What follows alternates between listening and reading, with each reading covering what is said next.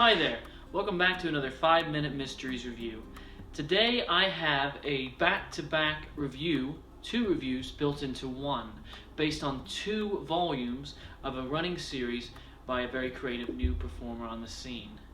So, what I have here is a book known as Pure Mentalism, Volume 1 and Volume 2. So, what are you going to get basically in these books? What are the main hooks? What are the real meat and potatoes? You're going to receive 11 effects slash subtleties, I'll say, that will overall give you a fresh tool of propless psychological ideas as well as routines and pieces you can do for your audiences at the drop of a hat, spur of the moment. So let's start with Pure Effect number 1. Pure Effect number 1 has 5 effects in it. The very first one is a part 2. I've actually never seen the part 1. Bearing that in mind, part 2 is very interesting. It's a very simple idea of putting the role of reverse as mind reader, but tying it into some really unique ways, tying it to emotions and different characteristics of how people think.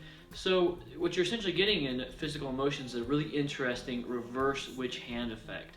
Really interesting thinking on this, of how this words and perception only kind of guides the method alone. It's really interesting once you look into it.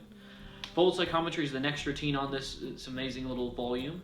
You're going to use emotional polarities to divine different emotions, as well as do an engaging, interesting psychometry routine as well. It's a good way to be able to give out your business card, to be able to really capture a group, and to have some nice prop theory in impromptu situations.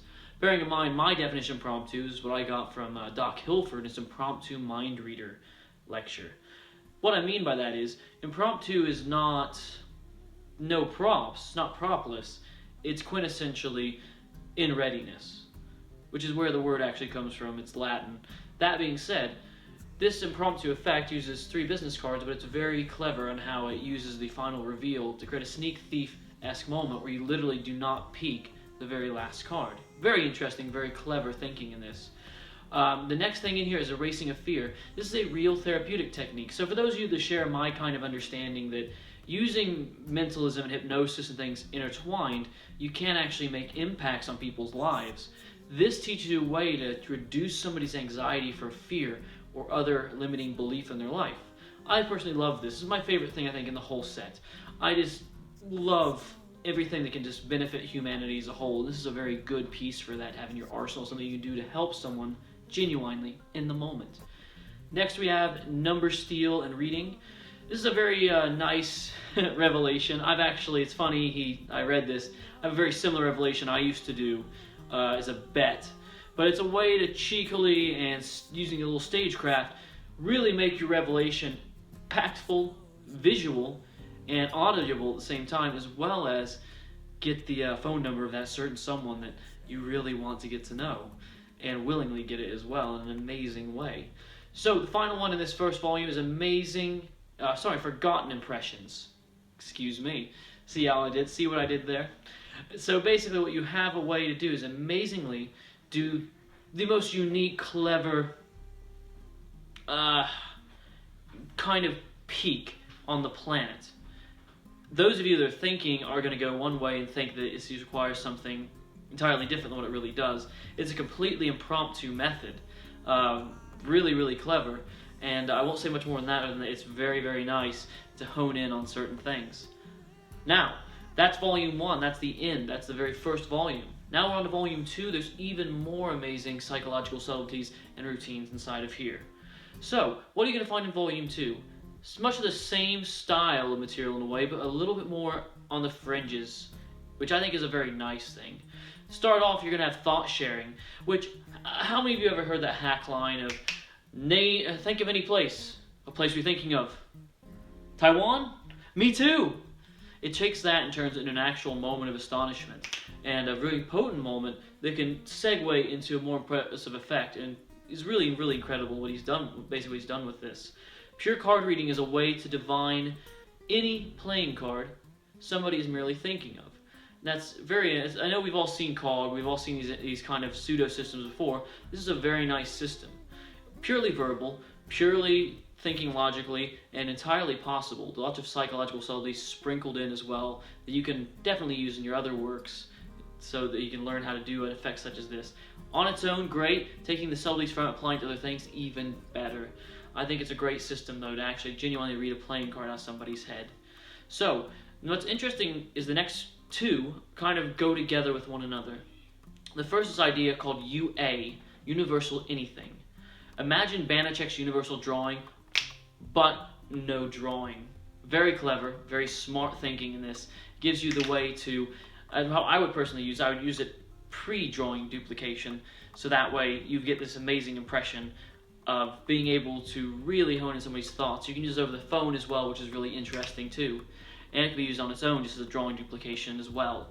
UA Book Test takes this principle, and its next effect obviously is UA Book Test, and takes it to a kind of a new level by combining it with another revelation, really making it come together and become completely believable and completely solid psychologically. It creates a very nice moment of double mind reading for your spectator that's experiencing this particular effect. The rotary knob, I think, is the cool effect of this book. The last book, the volume 1, of course, for me, it was Erasing a Fear. In this one, once again, it's another one of his hypnotic methods that's just truly brilliant. He's created something in here that I want to say it, but it's so good you just have to read it. It's the idea of an imaginary rotary knob altering reality, time, and space, and doing something really interesting that's instantly going to really go into your sets. Some of you will read over it and won't notice it.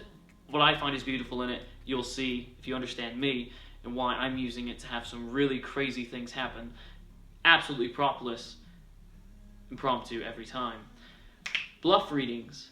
The final thing in Volume 2 is the final segment of this list of effects, basically, that I'm reading in the Pure Effects books.